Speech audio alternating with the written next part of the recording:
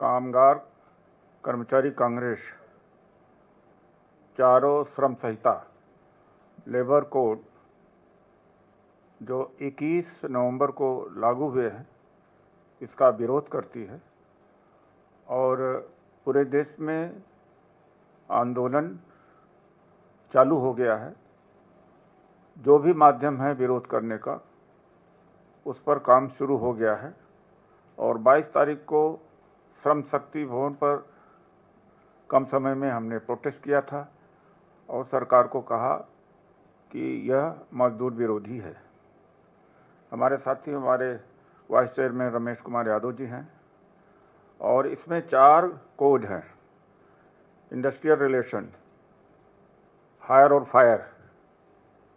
300 तक कामगार को निकालने के लिए किसी की अनुमति की ज़रूरत नहीं है, जब चाहे एम्प्लॉयर निकाल सकता है। पहले 100 की ही सीमा थी और ये एक नया इन्होंने तरीका सोचा है कि किस तरह से मजदूरों को गुलाम बनाया जाए। फिक्स टर्म एम्प्लॉयमेंट, तो फिक्स टर्म एम्प्लॉयमेंट बहुत घातक चीज़ है मजदूरों के लिए।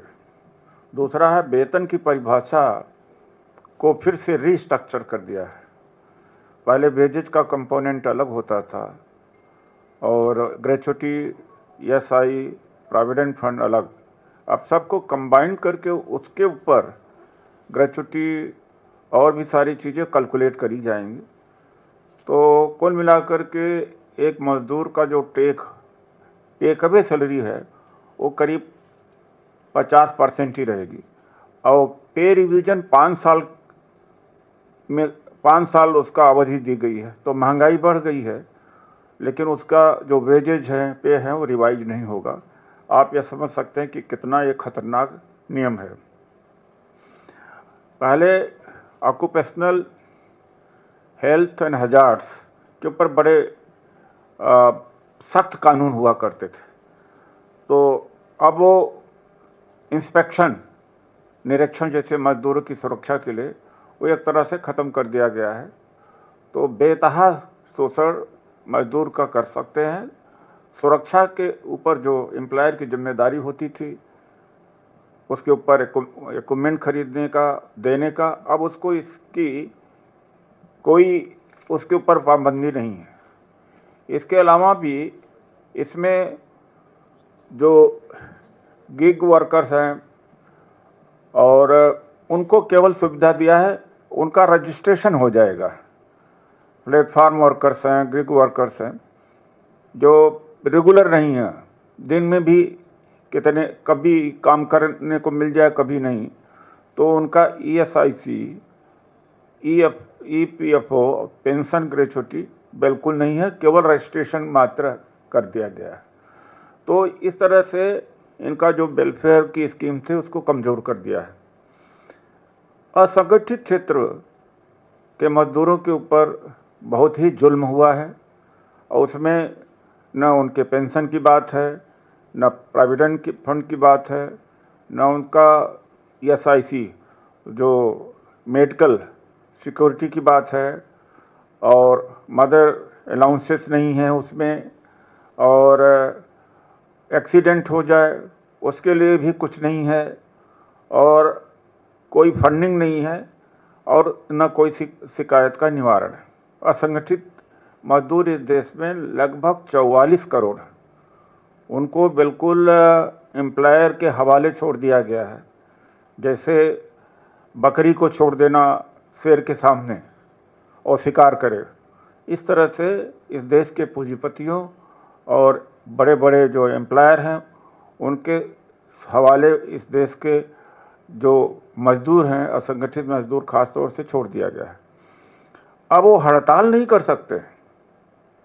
हड़ताल कैसे करेंगे जब 300 से कम ही मजदूर हर जगह फैक्ट्रियों में होते हैं। अब क्या करते हैं कि डिफरेंट कंपनीज बना करके 300 से कम ही मजदूर रखते हैं, जब चाहते हैं हायर एंड फायर।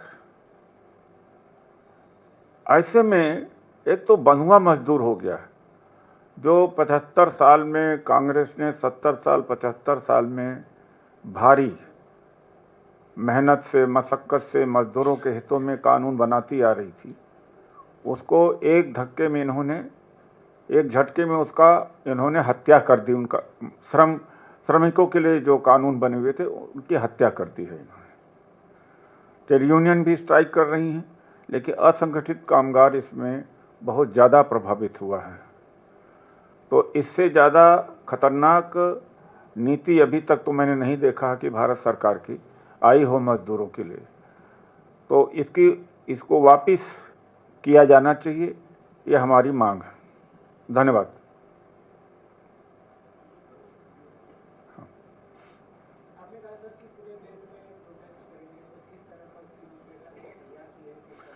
नहीं, हर जगह जगह हो रहा है, जैसे डिस्ट्रिक्ट लेवल पर है, स्टेट लेवल पर हुआ है, कर्नाटक में कुछ हुआ है, कुछ उड़ीसा में हुआ है, और जो स्टेट लेवल पर, डिस्ट्रिक्ट लेवल पर जो हम मेमोरेंडम दे रहे हैं, हमने तो दूसरे दिन ही कर दिया था, बहुत अल्प समय में, क्योंकि जैसे दिन में खबर हुई सुबह ही कर दिया गया था सिंबॉलिक तरीके से, ताकि ये मैसेज हमारे कार्यकर्ताओं और नेताओं को पहुंच जाए और फौरन वो कार्रवाई करने लगे। और ऐसा हुआ भी है, शुरू हो गया है, पंजाब में हर जगह पर शुरू हो गया है।